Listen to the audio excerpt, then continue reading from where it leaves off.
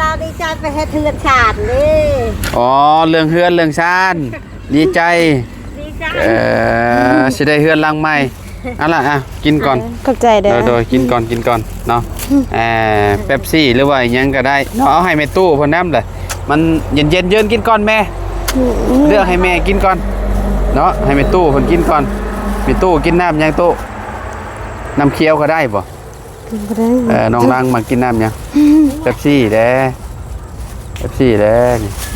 โอ้เรามากินน้ำนี่เนาะชิมลงมองดูมันจะเป็นยังไงบ่หอมบ่อ๋อเป็นเอาเลยเนาะแอมบ่แม่นเราว่าภาษาเจ้าแอมเหรอวะคะแนนแทบโดย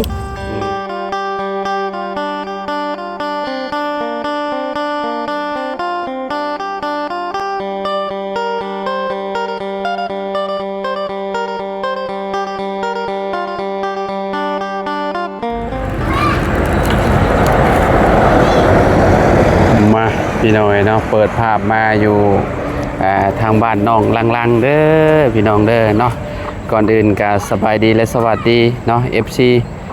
เบิร์ดสุขูสุขคนคือเก่าคือเดิมเนาะเพิ่มเติมคือเข้ามาหาน้องลังกระถึกจังหวะเพิ่นพากันเสียหญ้าสิอันนั้นบ่สิปลูกผักปลูกหญ้าบ่หรือว่าแนวใดเนาะ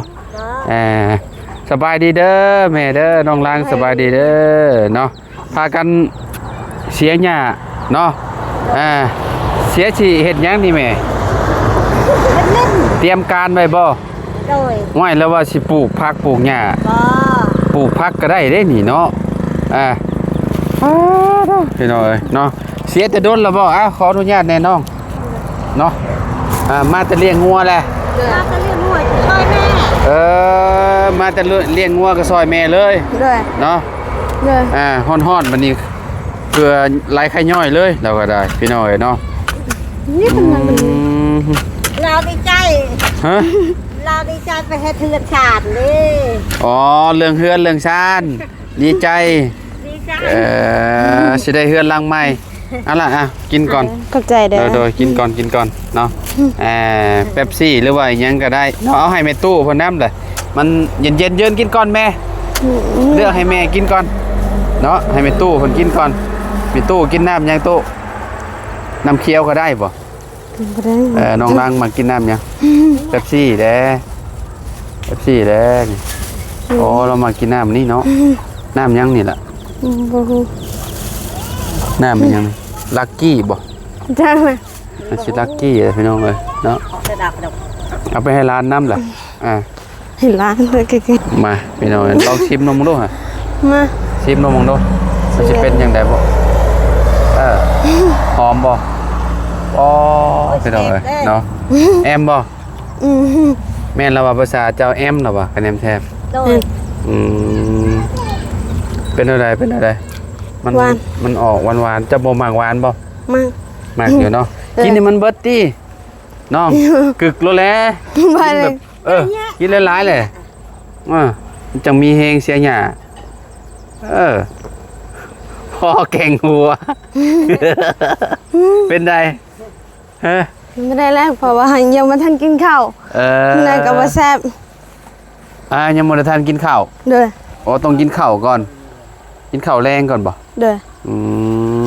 จังนั้นก็ว่าแซ่บกินข้าวพากันเสียหญ้าพี่น้องเนาะเสียหญ้าอันออกจากบ่อนนี้โอ้ก็ถือว่ามันก็โล่งๆเนาะมันก็นั่นกว่าเก่าพี่น้องสะอาดกว่าเก่าเนาะงามตู้งามต้นนั้นนี่ก็อันนั้นใหม่บ่ตัดบ่ขนาดเฮือนเนี่ยเราตัดเพิ่นตัดพี่น้องเพิ่นฮ้อนต้นมะม่วงและมะว่าวมะวานนี่ว่าสมมุติว่าปลูกเขื่อนปลูกหยังก็สิได้ฮ้อนแหละพี่น้องเพิ่นฮ้อนไว้แล้วเนาะอีบ่ดนนี่เพิ่นก็สิตัดแล้วนี่เนาะพากันเสียแต่เช้าบ่แม่ตู้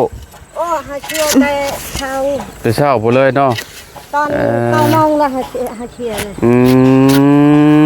ยโดยได้บ่หน่อไม้นะแม่โอ้ยได้ค่ะคง10,000เลยลุงตรง10,000ขายเบิดแล้วบ่ขายหมดแล้วขายปะขายหอยไว้อยู่พุ่นเนาะพี่น้องเนาะพากันเสียหญ้าพี่น้องตื่นเต้นบ่น้องลางได้ ตื่นเต้นก็เลยแบบอันน่ะเสียหญ้าไว้ก่อนเลยเนาะ เลย เออมีแต่รอทางบ่อจันมาเนาะเพิ่นมาแล้วจังเรื่องเสาเรื่องหยังเพิ่นน่าสิบัดเพิ่นเดินทางมาพุ่นแหละพี่น้องคิดว่าเนาะเมืองเฮือนน้องลางเพิ่นเนาะก็ดีใจน้ำน้องเพิ่นเนาะพากันเสียหญ้าไว้ท่าแหละพี่น้องเนาะทางแม่ตู้เพิ่นก็บ่ตู้ลงมือเองเลยเหมือนเนาะแม่เนาะลงมือเองเลยมื้อนี้พี่น้องเอ้ยพุ่นน่ะขี่กระเดือนบ่หลายบ่มีบ่ขี่กระเดือน บ่มีแหก บ่มีเนาะ เออ จักหน่อยนี่ก็ยามใส่เบ็ดกบแล้วนี่ อังกี่เปีย ขี่กระเดือนหลาย อังกี่แกสัง งัวบ่มักกินบ่หญ้าบัดนี้น่ะว่ามันบ่มัก หม บ่ ดนะ กินบ่เบิดเนาะแต่กันในจัง อันน่ะหัวจิงไข่ก็หลายเนาะแถวนี้เนาะจุ๊บเจ้าปลูกหลายขนาดเนาะบ่ไปขายบ่ตู้บ่ได้ไปขายบ่เต็มอยู่เลยพี่น้อง ก็ช่องข้ามปีไม่ได้ไปสกลนะบ่ได้ เออ ดู เอาไปปลูกเอาไปขายแถวบ้านดงนี่ก็เจ้าซื้อบ่จักพวกเฮ็ดอันอาหารกับข้าวกับหยังน่ะก็เจ้าเอาไปใส่ต้มซะหยัง จะเล่า บ่ได้เอาไปขายบ่น้องลางนี่แถวนี้เต็มมาเลยเด้อพี่น้องผม เต้น ชายหมู มันก็กันดีคือกันแบบมองน้ำสอดนะเฮาปลูกใส่เด้นี่มันออกหัวออกหยังเต็มอยู่เนาะตะกี้น้ำคือสิเสาะดีอยู่แถวนี้ขอยคิดว่าเนาะแถวนี้พี่น้องเนาะชุมเจ้าทมบ่มันจังสูงได้ซำนี้น่ะตุ ทุ่งอ่ะ ชุมเจ้าทมดินบ่ บ่ ดินมันเป็นแบบนี้แต่เก่าบ่ โดย อ๋อเขาคิดว่าแบบเพราะว่าน้ำมองนี่นะมันคือแบบรูปหั่นน่ะ แล้วมันเขาจกแล้ว อืม เขาจกดินเข้าแล้วนี่เขาจกกับใครเยอะ เอาดินเพิ่นบ่ซะทางนี้เออ ดินเข้าเลย เพราะว่ามันสิเป็นแบบทางนี้มันเป็นต่ำเด้พี่น้องเพราะว่า ตาม ยาม เรื่องแต่เก่าก็คือนี่นะ ตะกี้มันสิแบบสูงแบบนี้บ่ ชูแบบนี้ สูงแบบนี้เลย โดย เป็นจก เขาจกแล้วแถวนี้เห็น อืม วางแบบบ้านเฮือนเฮานี่ ตะกี้มันสิสูงแบบนี้เนาะแบบว่ามันสิแบบเป็นดินสูงแบบนี้เลย ทุกกันเลยทุกกันเลย ไปฮอดพุ่นบ่ ไปฮอดทางนี้เลย น้ำมองหันจะเป็นหนทางพอดีเลยพี่น้องมองทางน้ำไหลเนาะยับลงไปอีกน้อยหนึงพี่น้องก็จะเป็นอันนั้นเลยเอาโอ้ยพี่น้องเอ้ยเนาะพี่ตู้เจ้ายังแข็งแห้งอยู่เนาะเจ้าก็ได้เนาะ ได้แข็งแรงเอ้ย ฮะเพราะว่าบ่แข็งแห้งอะไรเหรอวะเนาะน้องล่างได้เฮ็ดเวียกได้เนาะ ใครรู้ หากับมาฮอดบ่เจ้าน่ะหากับมาฮอดเลยบ่ เลย มาฮอดแล้วก็มาลงมือเฮ็ดน้ำแม่เลย เลย พอเอามาพอดีเลยเด้พี่น้องมาก็ถือจังหวะน้องเพิ่นแบบพากันนี่เสียหญ้าซอยกันพี่น้อยเนาะเสียเนาะให้มันแป้นพี่น้อยเนาะมันแป้นบัดนี้ยุงมันก็บ่ลายดอกบัดนี้น่ะมันก็สบายแล้วเนาะ มันแป้น จ้างไผตัดต้นมะม่วง ก็ตัดทางอ่ะ ผมทางยืนน่ะตัดมะม่วง มันขัก ไผอาทาง เลย เพิ่นอยู่เฮือนมันก็เลยขึ้นตัดอันนี้ เลย ขักตัดนี่ละ มีคน โล่งเลยบัดนี้เนาะถือว่าโอเคแล้วพี่น้อยเนาะต้นมะม่วงเนาะอยู่นี่แหละอยู่หลังเฮือนเพิ่นนี่พี่น้อยเนาะเพิ่นพากันกาเกียมไว้แล้วเนาะ ไม่ได้แล้ว กาเกียมไว้เพื่อเฮือนหลังใหม่เนาะ เรือลังไม้ เฮือนหลังใหม่ของน้องหังบ่แม่นน้องลังพี่น้อยเนาะน้องหังนี่มีอาเจืองชื่ออาเจืองบ้าน มันคือมันข้าง ชื่อไอ้ทิ้งดิลูกกกจะบ่ บ่แม่นดูกกเขาพุ่นอย่าเอา อยู่ใช้ลูกกก ทั จะ วทางวิละพุ่น เบาทิ้งนี่คนที่สองบ่ ที่ชอบ เบิดเบาเท่งกะไก่เบาทางก็ เบาทางเนาะทางทิ้งเนาะ โดย เอ้ยทิ้งทางลังแล้วก็อีกผู้น้อยชื่อหยังก็ คุณน้อยก็ชื่อ ลิด ลิ้น ลิ้น เด้อ เอาคือซื้อบ่โคงพวกนี้ซะเอาโคงโยโคงเจ้าเนาะลิ้นลังเนาะพี่น้องเอ้ยเนาะเอาน้อง ลังไล่มันไล่คือเพื่อน้อยมันลังไล่ ลาย ลังลาย โดย โอ้ยดาวมาลายบางงามซื้อเขานะ ซื้อลายบ่ผู้น้อยซื้อลายบ่ โดย ผู้นี้น่ะซื้อลังโดยตรงเลยบ่นี่นะ นี่ก็ลังเพื่อนก็ไล่ ลายเนาะลังลายเนาะ บางงามนะซื้อ เฮา ค่ะ มันเฮาจัดชื่อมันนางปลืย นะไผนางปลืย นี่นางน้อยนี่ ซื้อให้ปลืยบ่ ชื่อให้เขาชื่อ เอาคือบ่ซื้อให้ปลืย บ่ชื่อมันเราลุงทอมไปมันชื่อเว้านางปลืยมันอาบ มันห้องยากนะชื่อปลืยน่ะสื่อลายน่ะดีแล้วสื่อลายสื่อลิ้นน่ะคัก ลิ้นงาม เนาะแม่นเราว่าสื่อลิ้นเนาะ จ้ะ สื่อลิ้นลังน่ะก็งามเลยน้องลังน่ะน้องรวยก็ได้ ผมเป็นคนรวย ฮะ รวยละได้เนาะ แม่นแหละสื่อให้รวยก็โอเคแหละเสริมบารมีเนาะเอาบ่ลัง ว้าว สื่อบ่ เป็น น้อง คน ร ร ว วย ย ฮะ เขาบอกเป็นคนรวย บ่แม่นคนรวยเราบ่อยากตั้งชื่อบ่ รวย บ่อยากตั้งชื่อนั่นเนาะ รวย เป็นยังไงเนาะพากันกินข้าวแรงกับหยังมานี่มีหยังให้กินน้องไม้คือเก้าบ่ กินน้ำมัน มี เก่า มีกับหน่อไม้นะ บางเช้านี่จะไปหาน้องไม้บ่ละบ่ลัง ฮะ จะไปหาน้องไม้บ่บางเช้านี่ รวย ได้หลายบ่ ลายมีได้ซ้ำถง หลักนี่ 3 ธง เฮาก็ชอบ ก็สิได้อยู่ประมาณ60,000 บ่ บ่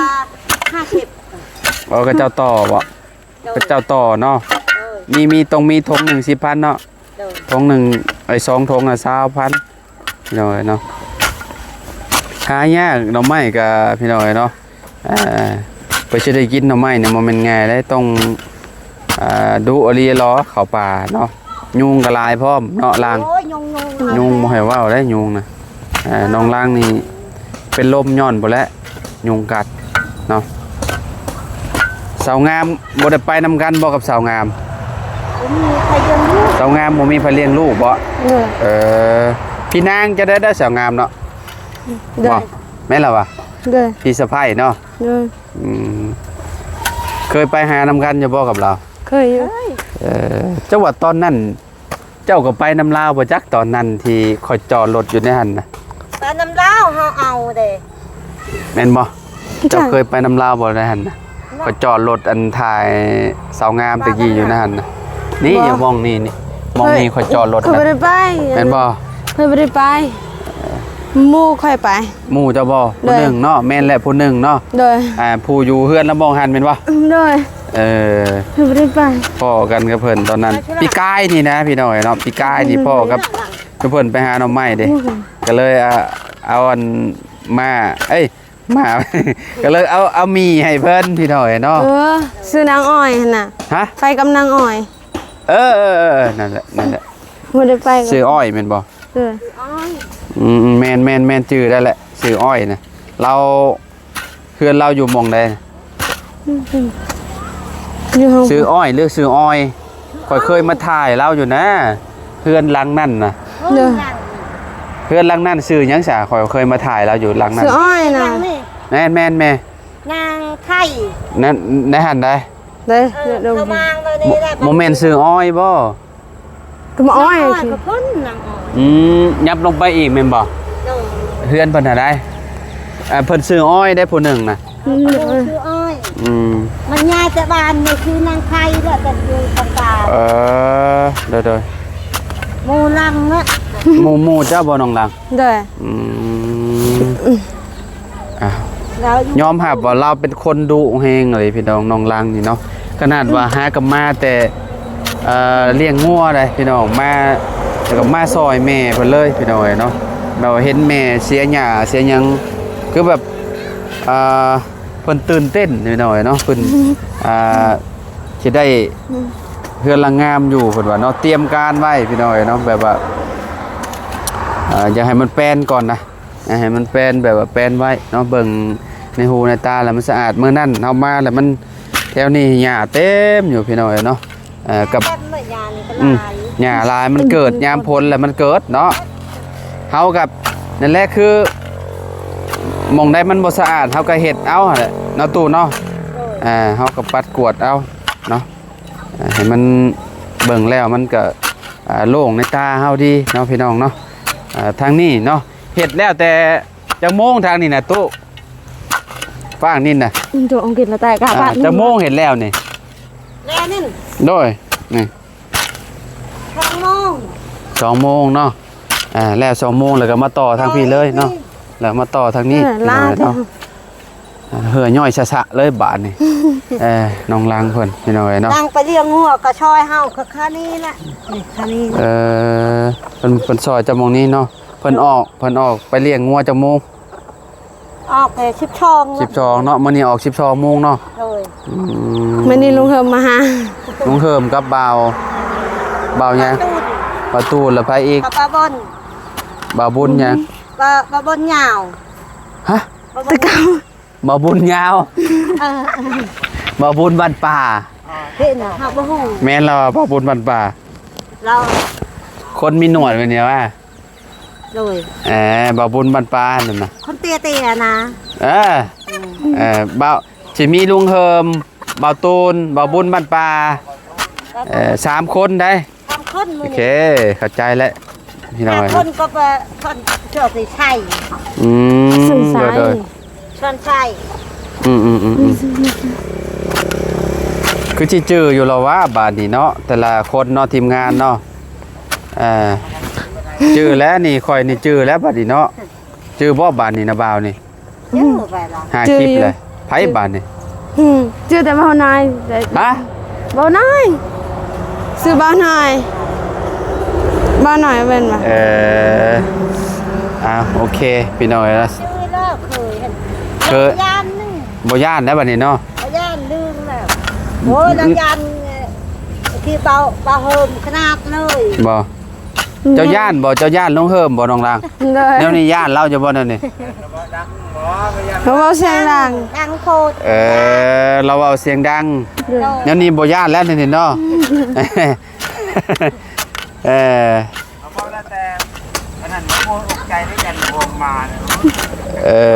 อยากเขาบอกเสียงดังอยาก อุกใจบ่เวลาลุงเฮิมมาย่านเราเอาเสียงดังติ เลย โอ้บ่ต้องย่านเราเป็นคน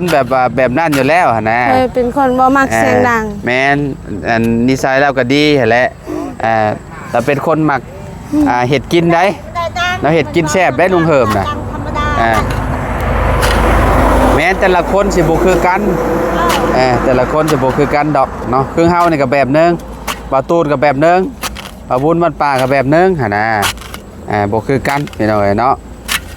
ท่านเรานวดแกท่าน มันนวดจงเมนวดเลย ใช่ นวดโหตลอด ลุงหนวดอารมณ์ดีลุงหนวดเนาะ พอลงนี่ นวดแล้วมีหนวดอันนี้เนาะ